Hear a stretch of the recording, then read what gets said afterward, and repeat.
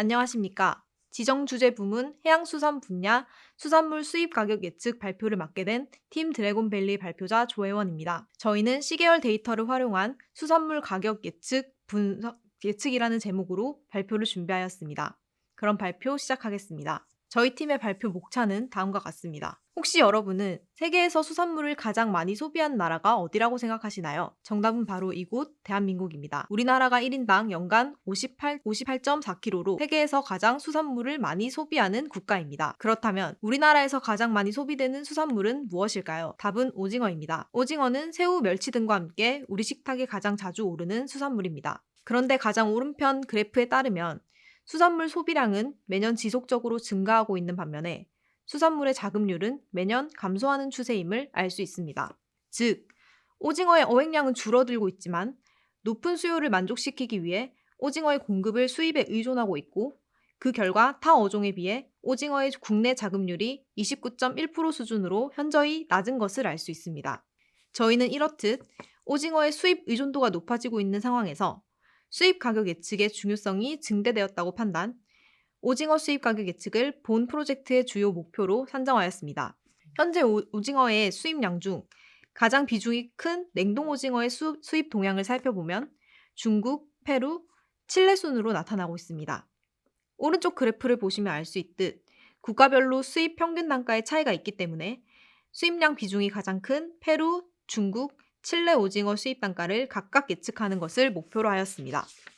다음은 분석 절차입니다. 해양수산 빅데이터 거래소에서 제공하는 데이터를 가지고 아리마 모델을 이용하여 데이터 전처리를 진행한 후 딥러닝 모델인 LSTM을 사용하여 10월부터 12월까지의 연말 수입 오징어의 평균 가격을 각 나라별로 예측해 보았습니다. 저희가 분석에 활용한 데이터로는 오징어 수입 평균 단가, 국내 연안과 원양 오징어의 어획량, 해양수산부 수협, 산지조합창고 오징어 재고량 데이터를 사용하였습니다. 그중 저희는 2018년 1월부터 2022년 9월까지의 데이터를 분석에 이용하였습니다. 그리고 저희는 추가 변수로 국제 유가, 국내 기온과 수온을 고려하였습니다. 다음은 데이터 전처리입니다. 수입 가격에 영향을 준다고 판단한 변수들을 분석에 맞게 데이터 프레임화시킨 것이며 이에 대해 기본적인 전처리 과정을 수행하였습니다. 다음으로 연말 오징어 가격 예측에 필요한 미래 데이터인 10월에서 12월까지의 재고량, 어획량, 유가 데이터가 없기 때문에 아리마 모델을 활용하여 이를 예측하였습니다. 다음으로 최종 목표인 가격 예측을 위한 딥러닝 모델링 과정입니다. 저희는 아리마 모델과 RNN, LSTM 세 가지를 가격 예측을 위한 모델 후보로 지정하였습니다. 결과적으로 가장 오른쪽 박스에서 보시듯 아리마 모델이 지닌 비선형 패턴을 포착하지 못한다는 단점과 RNN이 지닌 모델 학습 시 과거 정보가 소실되는 장기 의존성 문제를 극복한 LSTM 모델이 본 프로젝트의 목적에 가장 적합한 모델로 판단되어 채택하였습니다. LSTM 모델링 과정은 다음과 같습니다. 이를 통해 지난 4개월 동안의 데이터를 중심으로 목표 달의 오징어 평균 단가 예측값을 산출하는 모델을 설계하고 적용하였습니다. 본 모델링을 통한 가격 예측 결과치는 다음과 같습니다. 결론입니다. LSTM으로 예측한 중국, 칠레, 페루산 냉동 수입 오징어의 10월, 11월, 12월 평균 추정 가격이 9월달 대비 약 4.2% 상승한 2.94달러로 예상되었습니다. 칠레산의 경우 9월 이후 연말까지의 수입가에 소폭 하락이 예상되며 중국산과 페루산의 경우 연말까지 가격이 전반적으로는 다소 상승할 것으로 예상되었습니다. 다음은 분석 결과를 통해 저희가 얻을 수 있는 시사점 및 기대 효과입니다. 이를 위해 현재 우리가 직면한 상황과 이를 통해 파생되는 문제들에 대해 먼저 알아보겠습니다. 먼저 거시적인 관점으로 보았을 때 우리는 코로나 팬데믹 이후 미국을 비롯한 많은 국가들의 자국 우선주의로 식량이나 자원을 무기화하는 모습을 볼 수 있었고 세계적인 식량난으로 인한 식량 가격 인플레이션이 지속되고 있습니다. 또한 달러의 급등락으로 인한 경기 예상에 어려움이 있다는 문제가 있습니다. 특히 우리나라는 수입 수출에 의존적이기에 원달러 환율의 변동이 우리 물가에 미치는 영향이 더욱 큽니다. 국내로 시야를 좁혀서 생각해 보았을 때에도 불규칙적인 어획량으로 인해 수산물의 수입 의존도는 매년 증가하는 추세이며 낮은 식량 자급률로 인해 수산물을 포함한 다른 식량 또한 수입 의존도가 높아지고 있습니다. 따라서 수산물 가격 예측을 통해 우리는 세 가지의 기대 효과를 얻을 것이라 생각됩니다.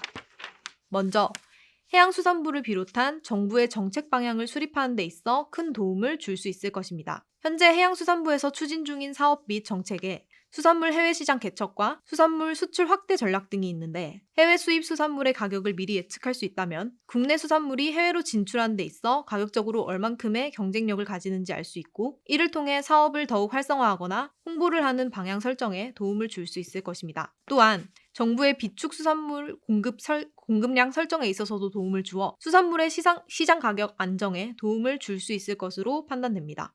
따라서 수산물 가격 예측을 통해 우리는 세 가지의 기대 효과를 얻을 것이라 생각됩니다. 먼저, 해양수산부를 비롯한 정부의 정책 방향을 수립하는 데 있어 큰 도움을 줄 수 있을 것입니다. 현재 해양수산부에서 추진 중인 사업 및 정책에 수산물 해외 시장 개척과 수산물 수출 확대 전략 등이 있는데, 해외 수입 수산물의 가격을 미리 예측할 수 있다면 국내 수산물이 해외로 진출하는 데 있어 가격적으로 얼만큼의 경쟁력을 가지는지 알 수 있고, 이를 통해 사업을 더욱 활성화하거나 홍보를 하는 방향 설정에 도움을 줄 수 있을 것입니다. 또한 정부의 비축 수산물의 공급량 설정에 있어서도 도움을 주어 수산물의 시장 가격 안정에 도움을 줄 수 있을 것으로 기대됩니다.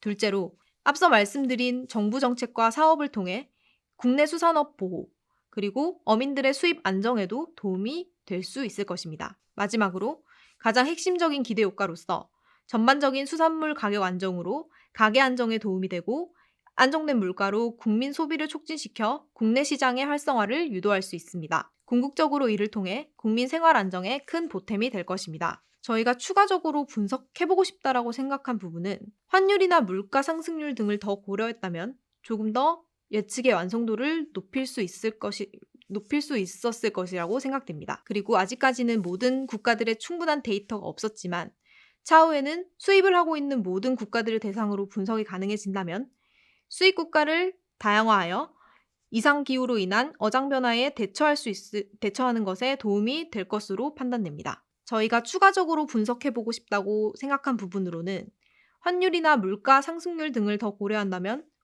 완성도를 조금 더 높일 수 있었을 것이라 생각되고, 아직까지는 모든 국가들의 충분한 데이터가 없었지만 차후에는 수입을 하고 있는 모든 국가를 대상으로 분석이 가능해진다면 수입 국가들을 다양화하여 이상기후로 인한 어장 변화에 대처할 수 있을 것으로 판단됩니다. 또한 오징어의 무게나 크기, 수입되는 유형에 맞게 분석할 수 있게 된다면 더욱 구체적인 분석이 가능할 것이라 생각됩니다. 이상으로 저희 팀 드래곤밸리 발표를 마치겠습니다. 감사합니다.